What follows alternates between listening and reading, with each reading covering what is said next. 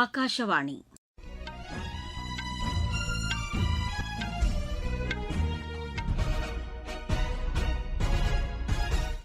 செய்திகள் வாசிப்பவர் சித்ரா பாலசுப்ரமணியன். தலைப்புச் செய்திகள்: இந்தியா வியட்நாம் இடையே பல்வேறு துறைகளில் ஒத்துழைப்பை வலுப்படுத்துவதற்கான 13 ஒப்பந்தங்கள் இன்று கையெழுத்தாகின. விவசாயிகளின் நலன்களை பாதுகாப்பதற்கு மத்திய அரசு உயர் முன்னுரிமை அளித்துள்ளதாக உணவு அமைச்சர் திரு பிரகலாத் ஜோஷி தெரிவித்துள்ளார். மேற்குவங்கத்தில் பிஜேபி அரசு வரும் சனிக்கிழமை பதவியேற்கும் என அறிவிக்கப்பட்டுள்ளது. இருதரப்பு நல்லுறவுகளை மேலும் வலுப்படுத்துவது என இந்தியாவும் அல்ஜீரியாவும் முடிவு செய்துள்ளன. ஸ்வீடனின் தெபே சைக்மன் செஸ் போட்டியில் இந்தியாவின் அர்ஜுன் எரிகேசி கூடுதல் புள்ளிகளுடன் முதலிடத்தில் உள்ளார். இனி விரிவான செய்திகள். இந்தியா வியட்நாம் இடையே பல்வேறு துறைகளில் ஒத்துழைப்பை வலுப்படுத்துவதற்கான 13 ஒப்பந்தங்கள் கையெழுத்தாகியுள்ளன. இன்று புதுதில்லியில் பிரதமர் திரு நரேந்திர மோடி, வியட்நாம் அதிபர் திரு தோ லாம் இடையே நடைபெற்ற பேச்சுக்களுக்கு பின்னர் இந்த ஒப்பந்தங்கள் கையெழுத்திடப்பட்டன. டிஜிட்டல் பண பரிவர்த்தனை, மருந்தியல், கல்வி, வங்கி மற்றும் கலாச்சார துறைகளில் ஒத்துழைப்பை வலுப்படுத்துவதற்கு இந்த ஒப்பந்தங்கள் வகை செய்வதாக எமது செய்தியாளர் தெரிவிக்கிறார். இரு தலைவர்களுக்கும் இடையே நடைபெற்ற பேச்சுக்களின்போது சர்வதேச விவகாரங்கள் மற்றும் இரு நாடுகளுக்கு இடையே நல்லுறவை மேலும் வலுப்படுத்துவது குறித்து விவாதிக்கப்பட்டதாக மத்திய அரசின் செய்திக்குறிப்பு தெரிவிக்கிறது. பாதுகாப்புத் துறையில் வியட்நாமுடனான ஒத்துழைப்பு மேலும் வலுப்படுத்தப்படும் என அத்துறைக்கான அமைச்சர் திரு ராஜ்நாத் சிங் கூறியுள்ளார். இன்று புதுதில்லியில் வியட்நாம் துணை பிரதமர் ஜெனரல் பான் வாங் கியாங்குடன் நடத்திய பேச்சுக்களுக்கு பின்னர் சமூக வலைதளத்தில் வெளியிட்டுள்ள செய்தியில் அவர் இதனை தெரிவித்துள்ளார். வியட்நாமுடன் நீண்டகால நட்பை இந்தியா கொண்டுள்ளதாகவும் திரு ராஜ்நாத் சிங் கூறியிருக்கிறார். மேற்குவங்கத்தில் புதிய அரசு வரும் சனிக்கிழமை பதவியேற்கும் என அம்மாநில பிஜேபி தலைவர் திரு சாமிக் பட்டாச்சாரியா கூறியுள்ளார். இன்று கொல்கத்தாவில் செய்தியாளர்களிடம் பேசிய அவர், பிஜேபி சட்டப்பேரவை உறுப்பினர்கள் கூட்டம் நாளை மறுநாள் மாலை 4 மணிக்கு நடைபெறும் என தெரிவித்தார். இதில் பிஜேபியின் சட்டப்பேரவை கட்சித் தலைவர்கள் தேர்ந்தெடுக்கப்பட உள்ளதாகவும் அவர் கூறினார். இதனைத் தொடர்ந்து வரும் சனிக்கிழமை புதிய அரசின் பதவியேற்பு விழா காலை 10 மணிக்கு நடைபெறும் என்றும் அவர் தெரிவித்தார். இதில் பிரதமர் திரு நரேந்திர மோடி, உள்துறை அமைச்சர் திரு அமித் ஷா, பிஜேபி தலைவர் திரு நிதின் நபீன், 20 மாநிலங்களின் முதலமைச்சர்கள் பங்கேற்க உள்ளதாகவும் அவர் கூறினார். இதற்கான ஏற்பாடுகள் அனைத்தும் தற்போது நடைபெற்று வருவதாகவும் திரு சமிக் பட்டாச்சாரியா தெரிவித்தார். மேற்குவங்கத்தில் தேர்தலுக்கு பிந்தைய வன்முறையில் ஈடுபடுவோரை கைது செய்யுமாறு தலைமை தேர்தல் ஆணையர் திரு ஞானேஷ்குமார் அதிகாரிகளுக்கு அறிவுறுத்தியுள்ளார். அம்மாநிலத்தில் தேர்தலுக்கு பின்னர் நடைபெற்ற வன்முறைச் சம்பவங்களில் 2 பேர் உயிரிழந்ததை அடுத்து தலைமை தேர்தல் ஆணையர் இதற்கான உத்தரவினை பிறப்பித்துள்ளதாக தேர்தல் ஆணையத்தின் செய்திக்குறிப்பு தெரிவிக்கிறது. பதற்றம் அளிக்கக்கூடியவை என கண்டறியப்பட்டுள்ள பகுதிகளில் கூடுதல் கண்காணிப்பு நடவடிக்கைகளை மேற்கொள்ளுமாறும் அவர் அறிவுறுத்தியுள்ளார். மேற்குவங்க தலைமைச் செயலர், காவல்துறை தலைவர், கொல்கத்தா காவல் ஆணையர், மாவட்ட ஆட்சியர்கள் மற்றும் காவல்துறை கண்காணிப்பாளர்கள் இப்பணிகளை மேற்கொள்ள வேண்டும் என்றும் திரு ஞானேஷ்குமார் அறிவுறுத்தியுள்ளார். விவசாயிகளின் நலன்களை பாதுகாப்பதற்கு மத்திய அரசு உயர் முன்னுரிமை அளித்துள்ளதாக உணவு அமைச்சர் திரு பிரகலாத் ஜோஷி கூறியுள்ளார். புதுதில்லியில் உள்ள சேமிப்பு கிடங்குகளில் ஆய்வு மேற்கொண்ட பின்னர் சமூக வலைதளத்தில் வெளியிட்டுள்ள செய்தியில் அவர் இதனை தெரிவித்துள்ளார். விவசாயிகளின் நலனை கருத்தில் கொண்டு சேமிப்பு கிடங்குகளுக்கான நெறிமுறைகளில் மாற்றங்கள் கொண்டுவரப்பட உள்ளதாகவும் அவர் அதில் கூறியிருக்கிறார். இந்த மாற்றங்கள் சேமிப்பு கட்டமைப்பை வலுப்படுத்த உதவுவதோடு கொள்முதல் நடவடிக்கைகளில் வெளிப்படைத்தன்மையை உறுதி செய்யும் என்றும் திரு பிரகலாத் ஜோஷி கூறினார். ஜப்பானுடன் அறிவியல் தொழில்நுட்பத்துறையில் ஒத்துழைப்பு தொடர்ந்து மேம்பட்டு வருவதாக பிரதமர் அலுவலக இணை அமைச்சர் டாக்டர் ஜிதேந்திர சிங் கூறியிருக்கிறார். புதுதில்லியில் ஜப்பான் அறிவியல் தொழில்நுட்பத்துறை அமைச்சர் கிமி ஒனோடாவுடன் நடத்திய பேச்சுக்களின்போது அவர் இதனை தெரிவித்தார்.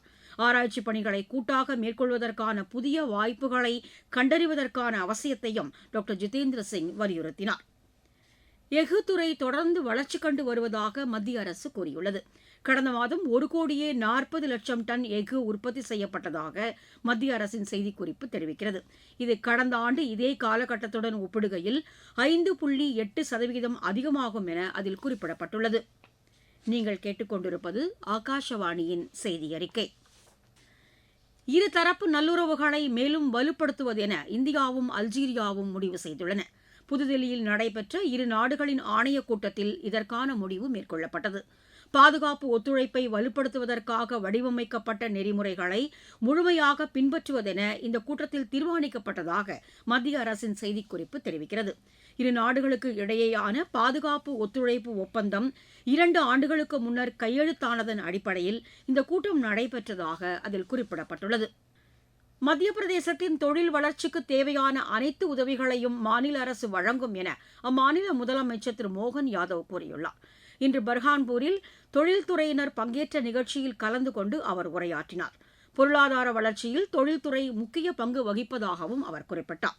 தொழில்துறையின் வளர்ச்சிக்காக மத்திய பிரதேச அரசு மேற்கொண்டு வரும் நடவடிக்கைகளையும் திரு மோகன் யாதவ் பட்டியலிட்டார். மத்திய திரைப்பட தணிக்கை வாரியத்தின் தலைவராக திரு சசிசேகர் வெம்பட்டி நியமிக்கப்பட்டுள்ளார். பொறுப்பேற்கும் நாளில் இருந்து 3 ஆண்டுகளுக்கு அவர் இப்பதவியை வகிப்பார் என மத்திய அரசின் செய்திக்குறிப்பு தெரிவிக்கிறது. கர்நாடகாவில் நடைபெற்ற 2 சட்டப்பேரவை தொகுதிகளுக்கான இடைத்தேர்தலில் காங்கிரஸ் கட்சிக்கு கிடைத்துள்ள வெற்றி அரசின் சிறந்த நிர்வாகத்திற்கான அங்கீகாரம் என அம்மாநில முதலமைச்சர் திரு சித்தராமையா கூறியுள்ளார். இன்று மைசூரில் செய்தியாளர்களிடம் பேசிய அவர் தமது அரசு முழு பதவிக்காலத்தையும் பூர்த்தி செய்யும் என்றார். ரயில் பாதை பராமரிப்பு பணிகளுக்கு கூடுதல் முக்கியத்துவம் அளிக்கப்பட்டுள்ளதாக ரயில்வே வாரியம் கூறியுள்ளது. ரயில்கள் தடம் புரண்டு விபத்துக்குள்ளாவதற்கு ரயில் பாதை பராமரிப்பு பணிகளின் குறைபாடுகளே காரணம் என தெரியவந்ததை அடுத்து இந்த நடவடிக்கை எடுக்கப்பட்டுள்ளதாக ரயில்வே வாரியம் தெரிவித்துள்ளது. இது தொடர்பாக அந்த வாரியத்தின் சார்பில் மண்டல அலுவலர்களுக்கு சுற்றறிக்கையும் அனுப்பப்பட்டுள்ளது. குஜராத்தில் 10ஆம் வகுப்பு பொதுத் தேர்வு முடிவுகள் வெளியிடப்பட்டுள்ளன. மாணவர்களின் தேர்ச்சி விகிதம் 83.86% உள்ளது என அம்மாநில அரசின் செய்திக்குறிப்பு தெரிவிக்கிறது. அதிகபட்சமாக நர்மதா மாவட்டத்தில் தேர்ச்சி விகிதம் 90.85% உள்ளது என்றும் அதில் குறிப்பிடப்பட்டுள்ளது. ஜார்க்கண்டில் 2 நக்சலைட்டுகளை காவல்துறையினர் கைது செய்தனர்.